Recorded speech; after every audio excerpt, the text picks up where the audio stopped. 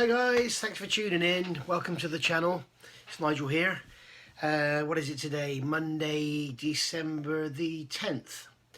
And it's the first day of my retirement, or whatever. I think I might start looking for work again in a couple of months. We'll see. I might get bored. We'll see. And I might need some money as well, which often helps with the way life goes, you know, generally. So, or I could start a Patreon, couldn't I? This 1/35 scale Soar Art Dora, if you remember my first video, I looked at the rail cars and everything, and the subcarriers, and then we move up to the subordinates and then up to the top. I've decided to go back up to the top now and work my way down, just because I know about issues around the barrel, obviously. But then the more I look, the more I'm finding errors around the actual upper parts of the main gun itself. So I think I've got enough here to put together a shortish video for you to watch and see basically what I'm finding, and then you can decide where you go from there. It's not good. It's not good. Have a look at this and see what you think. Right then guys, so let's have a look at this barrel. If you haven't seen this chart before, well, yeah, I'll explain it. It's covered in the 72nd and the 144th scale. So basically what we've got, if you can imagine the full length barrel as it comes in the kit, what's really funny is all three kits scale up the same. So if you take the 35th scale, times it by 35, that gives you the full length that they predict it would be. Divide by 72, you get this. Divide it by 144, you get this. So all three kits are exactly the same, so somebody's copying someone. So basically what I've done here is a chart of where you need to remove material from the barrel to get it to the correct length. So if you look here, this is the I guess you call the lower section of the barrel, the bit closest to the pivot. So what I've done here, you can see that what I'm saying here is from between 100 millimeters and 127.5 from this end, make a cut, remove. 195 to 218, make a cut, remove. And the same here, remove. And then we go on to the main barrel, make this cut, remove. And then you can either cut the end off here, or the other thing I thought about was remove material from here and then remove material from there, so you end up with sort of, instead of having this section of the barrel, you end up with kind of this section of the barrel, so you're not making it so big and you're losing a bit of size down here. A lot of people have said about buying the metal barrel. Yeah, well, you could buy the metal barrel, but it's the same as this one. It's too long. And if you look at pictures of the real thing and then look at pictures of the kit, you'll see that it's too long. And as I described in my old my other videos, basically the spec for the barrel is 32 meters. And I think what's happened is that the kit manufacturers have looked at the overall length of the barrel, this part of it, and made it 32 meters in scale. But I think the 32 meters includes the whole thing all the way back to the breech. So this is basically making it look right to photographs, in my opinion, and making it just, I think it's a lot more accurate, and also saves you some shelf space. If there is one picture in that book I use which shows this much on the end of the barrel, and it says a German word that I can't translate, and I'm wondering if that's maybe somewhere else they got their information from. So anyway, that's the barrel. If you want to see more detail about what needs to be done, look back at my other two videos, the 72nd scale and 144th. Obviously it's a lot easier to show you with parts that are so much smaller, but this thing, when it's put together, this barrel is 500, yeah, it's 960 milliliters long, this barrel. So yeah, trying to handle this on an iPhone camera, it's not so easy. So yeah, look back at my other ones, take a screenshot of this or whatever, and yeah, go from there. While we're on the subject of the barrel, there is a part that is completely missing. If you look here, you can see that as the pivot comes back, the diameter steps up, and you can see that this part of the recoil mechanism is actually just a sort of a block which is not much bigger than the diameter of the actual recoil piston itself, or whatever you call it. If you look at the kit, it just comes back, there's no raised diameter, and then where the actual recoil mechanism part fits, you've got a bit of a step going down. I need to see a picture of the barrel actually assembled here to show you. Here we go. So if you look here, you can see the difference. Here's the kit barrel depicted with this fairly large area here, and yet in reality it should be, the diameter is bigger, so that bit there isn't so big. Yeah? Hopefully you can see the difference there. Get rid of all this paperwork stuck in these instructions. Okay. Oh, and what's worth noting, all three kits have the same error. None of them have this raised diameter. I want to talk about this area up here. This is like the gun pivot area. Not this part here, not the subordinate, just this area up here. It's actually quite funny. So what we need to look at first of all is what we'll look at first was what should be there. And if you look in these pictures here, you can see we've got a box here with a cutout in it, and then there's a hook, a fabricated hook, and you can see the same here. There's a fabricated hook. You probably can't see it actually, but just in there where the end of my finger is, there's a hook coming up through the steps there, and you can see it again in the picture above. You can also see them here. Where's that picture gone? Here, where they're actually lifting this section off a rail car, and you can see they've got the cables on the hooks there. I know what it looks like. There's an extension there, and it looks like the hook is on the extension. It's not. It's actually, if you look at the photograph from a magnifying glass, you can see it's actually going on the hook. So what do we get in the kit? Right, the toolbox, I don't know if you noticed in that picture then, but the actual toolboxes are like that. Yeah, this is the toolbox here. Again, you've got a cutout. I'm calling it a toolbox. I reckon that was probably where they put all the nuts and bolts and everything for fitting that section, because in every picture I see it's empty.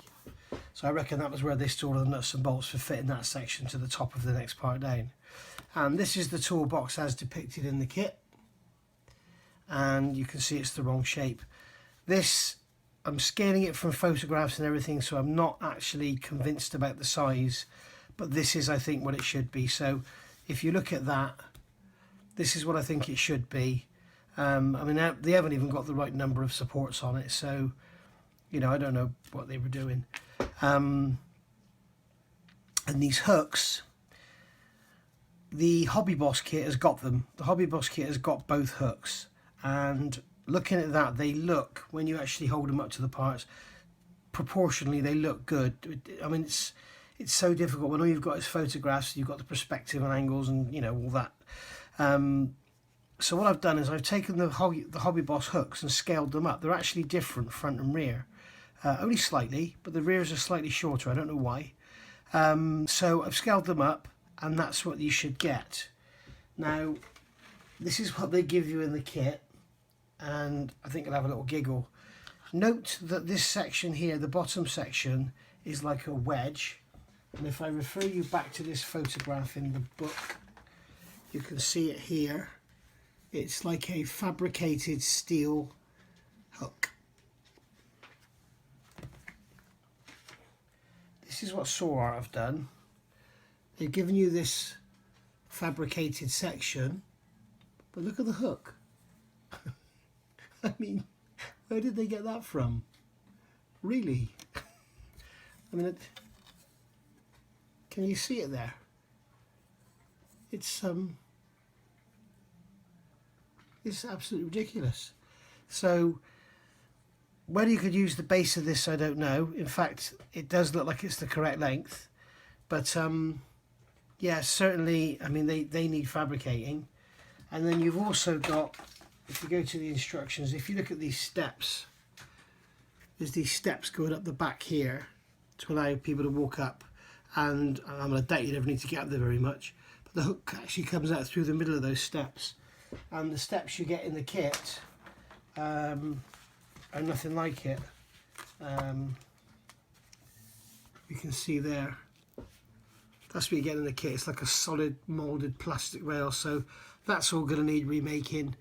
Considering all this is so high up and so in your face when you look at the model, I think all this needs doing. But I think that is just wonderful, that part with the little hook on the top of it. It's just like such an effort. It's great. So yeah, there we go. That's that area up there. And as I say, I'm not rivet counting. I'm not picking at small details. I'm sure, you know, there's a lot of detail in this area here. There's a hell of a lot of detail in this area here, and I'm sure that's also incorrect in the model. And if they can't get that bloody great hook right, I doubt they got any of this right. So I'm not rivet counting it, picking on that, but I am going to pick on the stuff, as I said, the stuff you can see from a couple of feet away. Right, so here we have the main gun pivot. This is the part that sits at the top of the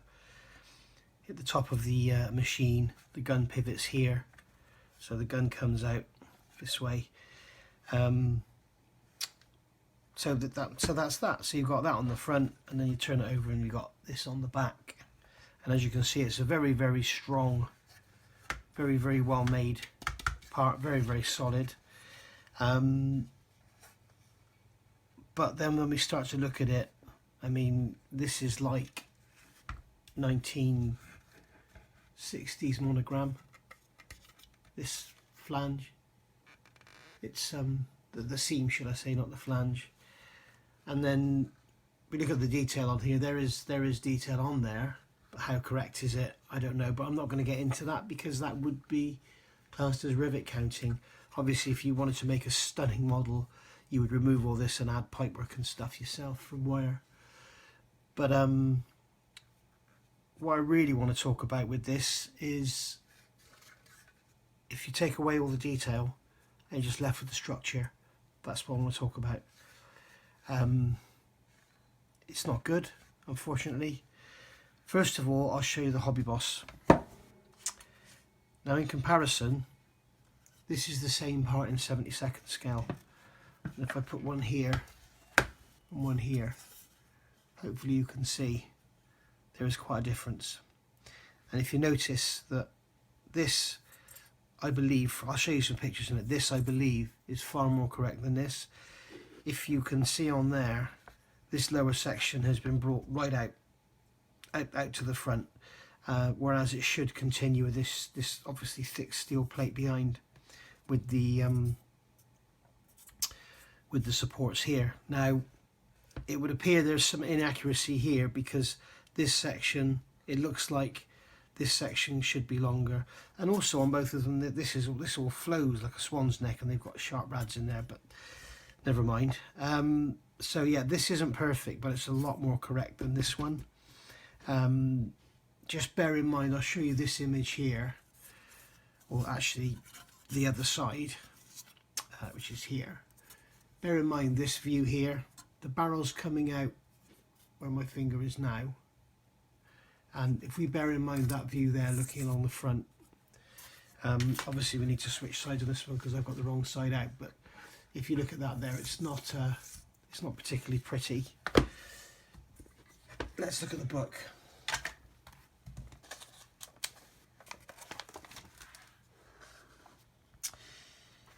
Here you can see in this photo I go back to again, we've looked at the toolboxes and the hooks. You can see that it doesn't all jut out.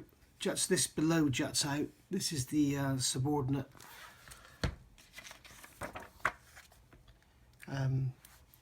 Here we can see, sorry, I got the wrong page. There you go. Here we can see, as I said, looking along the front, look here, this is the circular part on the front, and looking down the side you can see that it doesn't all jut out. It's all webbing which is flush, or doesn't jut out any more than the front there. And again, I refer you back to this. This all juts out, you can see. This is all coming out. This should all be back in, and there should be a radius on the front of here.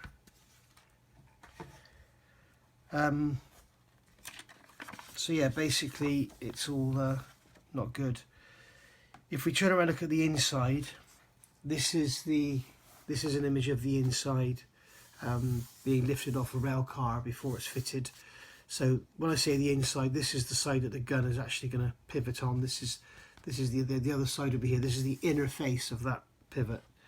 And if you look at what they give you, there, that's what you get. So it's hardly representative of what you're seeing in that image there, is it? So yeah, you do get a piece of plastic that goes in here, which is pretty featureless. Got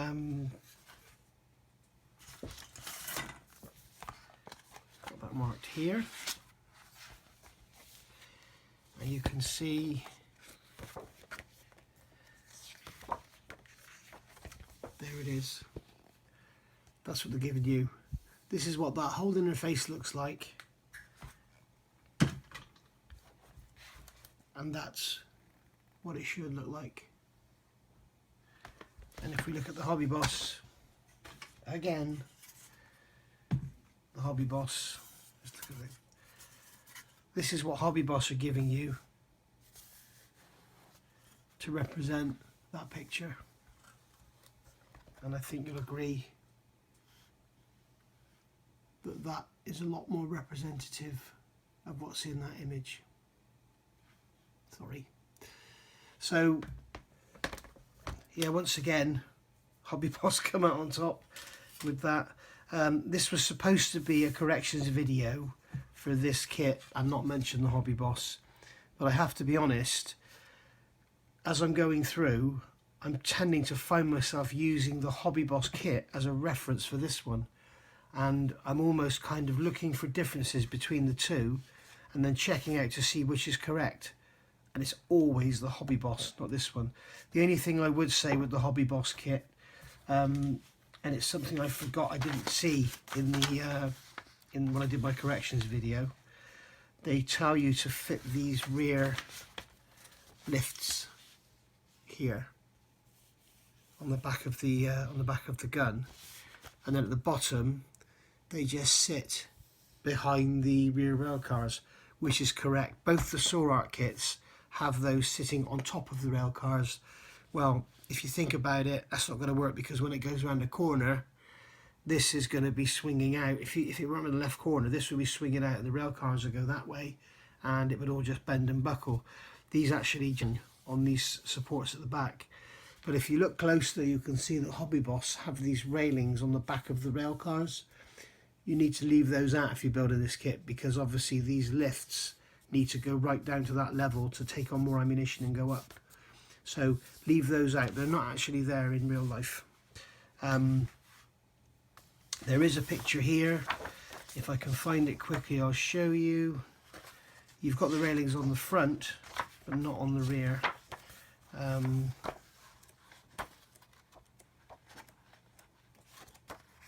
No, I can't find the picture quickly enough to show you, but you can definitely see that there are no railings there. There you go. I guess it's a bit cloudy for you. It's not a wonderful picture, but you can see there are no railings there. The lifts have to be able to go down. And actually, I've only just noticed as well, you can see in this image here that while it's going around the corner, you can see the ladder has moved to the right of the railcar centre. If you look at the ladder, the lift shaft here, if you call it lift shaft, has moved to the right of the railcar. So actually having those fitted to the railcar, as Hobby Boss, as Soar Art, sorry, as Soar Art have you do on both their kits, it would just bend and buckle in real life. So that needs sorting as well. So there we go. I'm going to call that a day for this one, I think, because it's probably 15-20 minutes long. This isn't easy to explain what I'm finding, and it's becoming more and more difficult with the Soar Art because the parts are so bloody huge. I mean, trying to, you know, just get this on end just to show you and keep it in focus, it's, you know, and the lighting and everything is it's not easy. So if I'm not clear, if you are interested, let me know in the comments below, and I'll add more information to it. It's much easier to show you with the Hobby Boss kit, and because everything's so much smaller. The trouble with the other Soar Art kit, the 1/44th, it's also small, it's difficult to pick out on anything, and it's also extremely softly moulded. So yeah, the more and more I look at this, the higher up the rankings the Hobby Boss kit is going. So yeah, I'll see you guys later. So guys, what did you think of that then, hey? Lots of work required.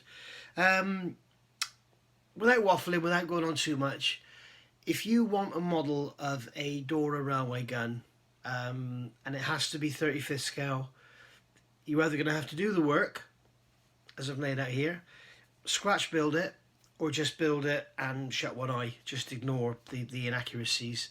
I guess the biggest problem is the fact that I'm looking so deep into it, I'm finding these inaccuracies. I'm also showing you how bloody crap the kit is. But I'm finding these inaccuracies, and I'm probably setting the seed in your mind to make you look for these issues. So maybe best not watch, eh? No, I didn't say that. But no, if you really want a nice model of the Dora with some very small inaccuracies that, you know, do they really matter? Those rail cars I think need doing on the Hobby Boss kit, but the rest of it, you know, you could probably ignore it, and really 99.9% of people looking at it would never even notice the issues anyway. But as I mentioned earlier, those railings on those rear rail cars, they need sorting definitely, because as I said, if you can't bring the bloody lifts down with them there. So yeah, there's some silly little thoughtless things in the Hobby Boss kit, but overall it's definitely the best. I just wish Hobby Boss would do a 35th scale. If Hobby Boss scaled their kit up to 35th scale, nobody would ever buy the Soar Art again. So there we have it, guys. I hope you've enjoyed this. Please don't forget to hit that subscribe button, and give me a like if you like this. And also, you know, I'm looking for some more feedback. What do you need? I've got 24/7 now to put videos together and do modelling and stuff, at least until the end of the winter anyway. So yeah, put your comments down below. Tell me what you want to see, and I'll do it. I want to get more subscribers. I want to get more feedback. I want to get more interest. That's what I'm doing this for. I want to give to you hints, tips, methods, and you know, and stuff, advice, and I want feedback back. So please like, please subscribe, and I'll see you all soon. Bye.